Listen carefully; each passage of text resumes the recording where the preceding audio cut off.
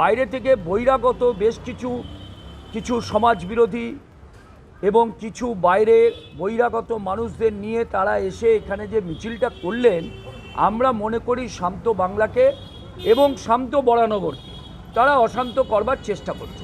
আর আমরা যে মিছিল আজকে করেছি ভুয়ো ভোটার এবং এই শান্ত বাংলাকে অশান্ত করবার প্রতিবাদে, এবং আমরা এই শান্তিপূর্ণ মিছিল, প্রতিবাদ মিছিল আমরা দক্ষিণ বরানগরে বিভিন্ন অঞ্চলে আমরা হেঁটেছি এবং আমরা এটুকু বিশ্বাস করি মানুষ আমাদের সাথেই ছিল, আছে এবং আগামী দিনও মানুষ আমাদের সঙ্গে। আপনি পাড়াগত কিছু ঘটনাকে কেন্দ্র করে কেউ এর রং চড়াতে পারে, কিন্তু সার্বিকভাবে যদি বরানগরে আপনি এক আলমবাজার আপনার গঙ্গার ঘাট থেকে আপ টু 18 নম্বর ওয়ার্ড আপনার মেট্রোর পর্যন্ত যদি আপনি দেখেন, কোথায় বিজেপির কর্মীরা তো রীতিমতো নির্বাচনের পরেও বহাল তবিয়তে ঘুরছে।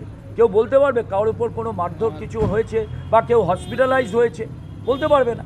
ওই শান্তির দূতেরা আজকেও এখানে কি ধরনের ঘটনা ঘটাচ্ছে, যে গতকাল একই যা ঘটনা ঘটেছিল আজকে এখানেও সেই ঘটনার পুনরাবৃত্তি যখন তখন হতে পারে।